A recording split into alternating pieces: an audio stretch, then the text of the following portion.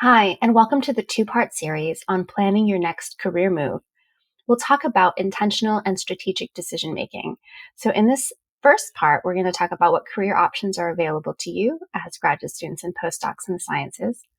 We'll talk about what goes into making a career decision, which includes knowing what's important to you and following your curiosity. And finally, we'll make a plan and we'll talk about what makes that strategic. Let's get started. My name is Thi Nguyen. So I often get asked, what's out there for me? What's available? And I also ask, how do I figure out what I want to do? So we're going to talk first about what's available in a non-tenure market, and then also how to think about using the skills you've gained in a new way. So how do you find a different use for your PhD? Here's an example of where scientists work. So there's different sectors, as they say. There's the industry sector, the nonprofit sector, and the government sector. You see on the very far end, there's academia, and there's all these other options to the right of it. And so you can see that there are different places that you can work and different skills that you can use. So how do you figure out where you might begin to look? Well, one place to start is actually consider where you are in the career journey. So here's 3 different places that you can think about. If you're early on and you don't yet know what area you're looking at and you're in the early exploration, start with this question of, what am I curious about? What do I want to learn more about? What do I want to do more of every day? We're going to talk about an assessment or a tool that you can use to help figure this out. If you've narrowed down between 1 or 2 careers, maybe you're still thinking about the PI route and maybe this other option, you're in the gaining experience area. You want to see if maybe you're good enough at one or both of these to advance in those careers. And it's really about gaining skills and meeting people in those communities and those networks. And then finally, if you're in the job search area, you know you've identified what area you want to go into, then it's really about learning how to communicate about those experiences really well. So another place you can start is thinking about your skills, your interest, and your values, and what's available in the market. So we're going to talk about these 2 different tools, the myIDP tool and the Intersect Job Sims, that can help you narrow down your interests, skills, and your values and think about the market in 2 different ways. One of them is a very structured tool that was developed to help people think about how different skills were used in the marketplace. They interviewed lots of professionals in these different career areas and asked which skills were important to do their job well and which skills did you have to enjoy doing to do to be able to work in that role. And that's in the myIDP. We'll talk about that next. In the second part of the series, we'll talk about Intersect Job Sims. Intersect Job Sims was something that I helped to develop with lots of other scientists nationwide. And that's a way to kind of discover more on a intuition basis to say, well, I think I know what this title is. Can I try it out? What skills does it require? And then you're going to do a reflection on whether it used skills you have or you want to develop, or it included tasks you enjoy. So this part 1, we'll talk the rest of it about the IDP, and then we'll talk part 2 about the Intersect Job Sims. Another thing to keep in mind is that for either one of these tools, it will follow a process that is known to help people think about their next steps in their career or their career decision making. So first, you have to know a little bit about yourself, either through trying something out or taking an assessment, getting some data. And then it's going to require you to reflect on it, maybe talk to some people to verify that information, those assumptions. You're a scientist after all, so think of this as an experiment. And then once you get that information, either about yourself or from someone else about a workplace or about a job, you have to think about it again and decide if this is the step you want to continue in. And then it kind of goes in this cyclical decision making. And the way you progress is just to kind of make your next step in that circle wherever you are. And so let's talk about what this looks like for the IDP. You can access the IDP through the website linked below. And one of the first things that it's going to have you do is take this assessment about what different skills you have and what interests you have. And the difference between skills and interest is skills are tasks that you're good at. And what you want to do is, as you take this assessment, you want to compare it to your peers. You're not comparing your skills to someone who is further along the line, who is maybe very, very skilled at this, like a PI if you're a grad student. You want to compare your skills to other grad students, or if you're a postdoc, other postdocs. And it might be helpful to take this with somebody else. I remember when I was taking this, I did it with a friend of mine, and we were able to say like, oh, do you think that I'm, you know, highly skilled at this or just partly skilled at this? And what you want to do as you take this entire assessment is you want to make sure that you have a distribution of some things that you're really good at, some things you're not great at. So you achieve, the Gaussian distribution for this, so that you'll be able to get a wider range of your percentages at the end that might be more accurate for you. So you'll do this for scientific skills. You'll also do this for your scientific interests. And these interests are tasks that you enjoy. And think about it in terms of what you like to do on a day-to-day or a week-to-week basis. And again, these were rated by people in the role. They said you have to enjoy doing this task on a day-to-day to week-to-week basis to do well in this type of job. And again, you're going to want to do a distribution of the, I don't really like this, I'm very interested in this, and I'm so. Finally, you'll also rate your values. And these are things that are important to you in the workplace. This could be working with a team in terms of management, your colleagues, the overall workplace, helping society. You can see there's a wide range of values that you'll also want to rate. Now, at the end of this, you'll get a list of the careers on the left and a percentage fit that you had for those professionals who also rated this. So you could find that you're a 76% match for the skills, but you're a 90% match for the interest of it. And they actually don't rank the values because they said it was a little bit more difficult to match and report. But one of the things that you can see is that the ones that are ranked higher for skills and interest are going to be on the top of your list. And then the ones that maybe you have a lower skill match for right now are going to be lower on your list. But it doesn't mean that it's not a job that you should pursue. It's just saying right now, if you were to apply to a job tomorrow, you might be a 55% match. But what's great about this tool is that you can use it to prepare for the next step. For example, if you find you're very interested in a data part of a job, but right now you don't have those skills, you're maybe ranked below like a 50 in terms of the match of your skills today, it just says, I can make a plan now for how to increase those skills to match this career area. And so that's the next part of the myIDP. You'd plan for that. You would set your calendar reminders for when you're going to take a class, or when you're going to talk to a friend, or when you're going to try a different, coding task or something.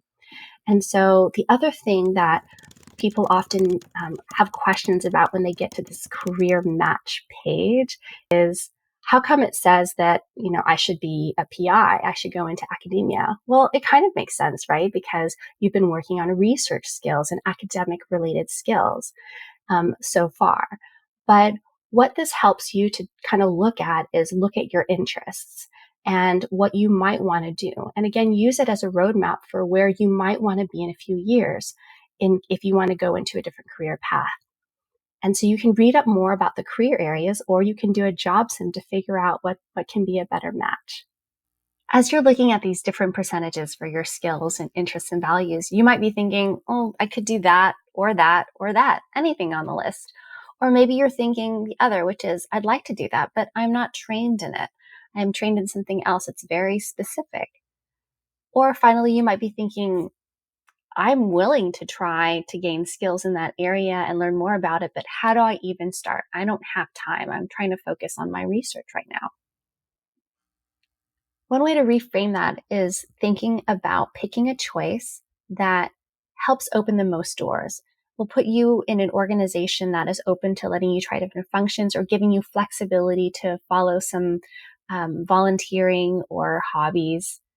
You might also think about picking an option that is going to give you a chance to do 80% of the tasks that you like. That way that you're still on the path of doing things that you enjoy. You could also just pick something that fits with your current situation right now. Maybe you don't have the bandwidth to learn something new, but you could look at an opportunity that will give you a chance to pursue and prepare for it in the next step.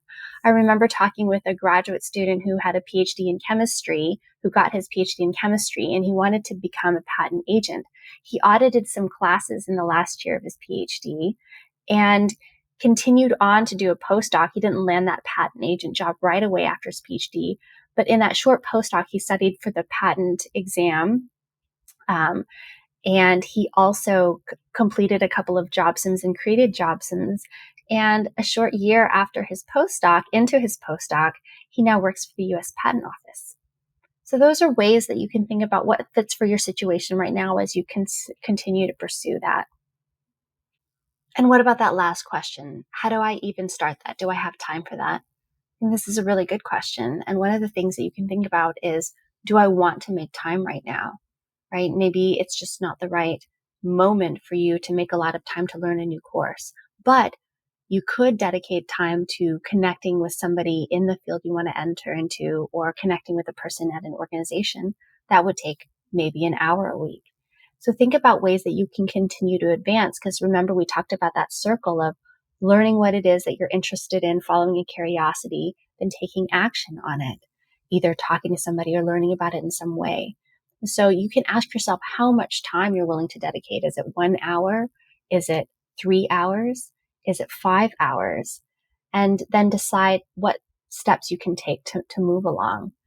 And the other thing to consider is that people who make progress to understand their career decisions and their career curiosities a little bit more find more satisfaction with the current work they're doing, because they see a connection to where they want to go next. Sometimes we don't get started because we don't know what we're looking for in the next step. And so you can also think about who you want to work for next.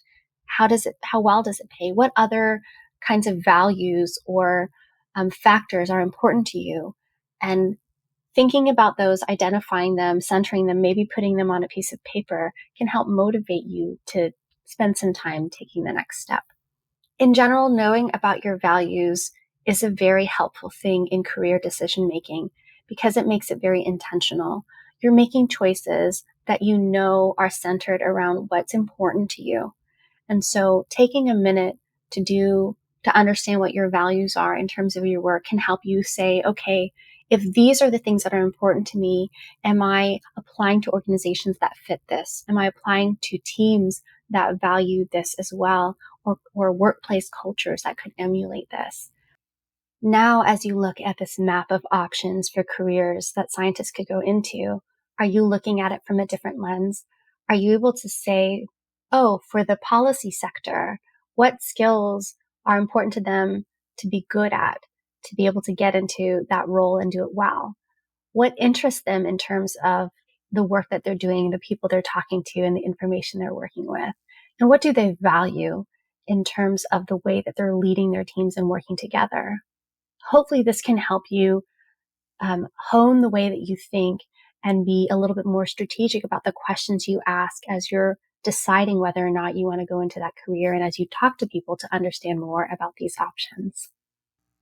Thinking about what you enjoy doing, what you're good at, what society needs, and what is valued is taken from this Japanese concept of ikigai. Whenever you can find that intersection of all those things, that is your ikigai. And you can use this really nice, colorful diagram to kind of consider, okay, if you've got things that you love and things you're good at, this can help you define what your passion is. But to understand how you can find work in it, you want to see who's going to pay you for that, right? And your strengths and who's going to pay you for that is your profession. But how do you meld that with something that the world needs? And so thinking about these different factors can help you find career satisfaction, life satisfaction. At this point, you might be thinking, that's really great, but still, can I get some tips or advice on how to do this in a really practical way?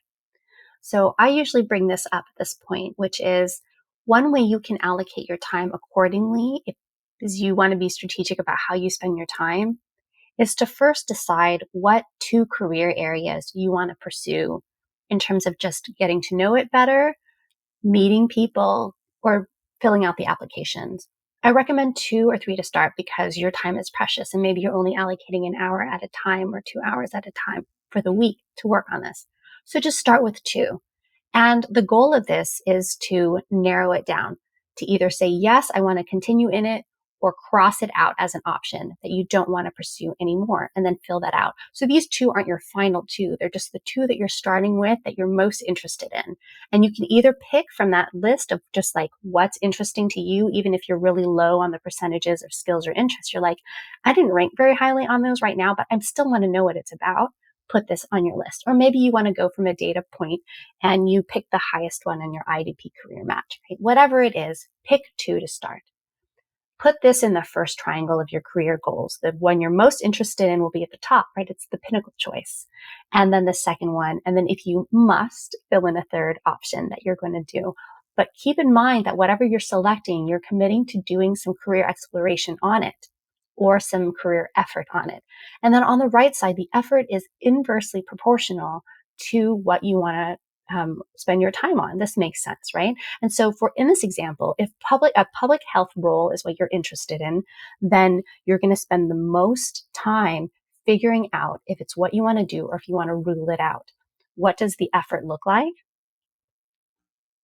So what this looks like is how much time you spend talking to people in that field, how long you spend developing your skills in that field, and gaining experiences or practicing communicating about it. And remember, these will match to where you are in your career stage. If you're early on, spend more time understanding about the role, what types of organizations that you could work in, and then seeing if that's what you want to continue in.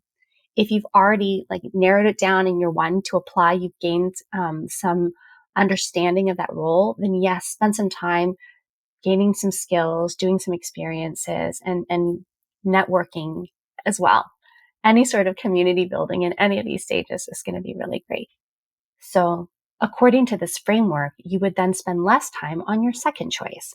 And so what this could look like is if you've given yourself 3 hours to do career exploration this week, then you would spend 2 hours, say, on exploring your top choice and then an hour on your second choice. Or if you have a third choice, right, like maybe 15 minutes, just finding a couple names on LinkedIn and then emailing them to ask if we'll meet with you and talk. As you're making a plan to meet with people or build a skill, you want to make sure that the plan you're making is SMART. And what this means, it's an acronym for a task that is specific, it's measurable, actionable, realistic, and it's time bound. So, and the ER is that the smarter part is that you'll evaluate it and you'll reflect on it to bring you back again into the next circle of action. Because just like doing an experiment, you collect the data, you have to analyze it, then decide what your next plan is. This is the same thing, but except for your career. And so to make a task of, I'm going to look up somebody who is in industry, to make that a specific and measurable task that is realistic, actionable, realistic, and time bound, you might say, by Tuesday afternoon, I'm going to contact 2 people on LinkedIn and ask them if they're willing to meet with me. And I'm going to put a reminder on my calendar to do so, and I'm going to check in with my friend and ask them to check in with me too. Maybe one step before that is I'm going to draft an email with ChatGPT about how to request a coffee meeting to learn about a role. So make sure the task is very small, it's specific. You know when you're done with it, you know the actions to take to do it, and you've put it on a calendar. It's time bound in some way. And at the end of the week, you're going to evaluate, did I do that? If not, that's okay. What you want to just then say is like, what was the thing I needed to do? Is because I need to start my LinkedIn account or find the password. Okay, so make that your task instead. This week, I'm going to figure out what my password is. And then say, okay, I'll put that task into next week. The important thing is to be kind to yourself and understand what the barrier was so that you can take action on it, be positive about it too. And again, reflect. How is it going to feel when you're done with that task, when you're able to move forward with the next part of your career planning? Putting your tasks in this way makes it strategic. Whenever I first learned about this process, the person who told me about it gave the example of, say you're going to bake cookies this weekend. A person is more likely to bake cookies if they know what type of cookie they're going to buy, if they have the recipe and they know what ingredients they have, if they have the ingredients, and then they're accountable in some way. They know they're baking it for somebody to deliver it, or they, have something to look forward to motivate them. In the same way, you can think about this for your career exploration and your career plans, as well as your research plans. You might be saying, I'm going to write the methods section. Well, to make it more specific and measurable, you might say, I'm going to write, the methods section for the microscopy portion by Friday, and I'm going to send it to my colleague to take a look at. So this activity of making a task smarter can be applicable to any part of your life. There's good news. There's lots of resources out there to help you. So depending on where you are in your career journey, if you want to take different assessments that are specific to different career areas, or want to try things out or read about different career paths, here's some resources for you. We'll link them. Thank you for your attention. So as you cross the bridge to your next role, think about and reflect on your journey so far and how far you've come, and be proud of it. So good luck with your decision making. And if you want some information on the more intuitive parts and how to make these decisions by trying things out, check out the next video on Intersect Jobsons.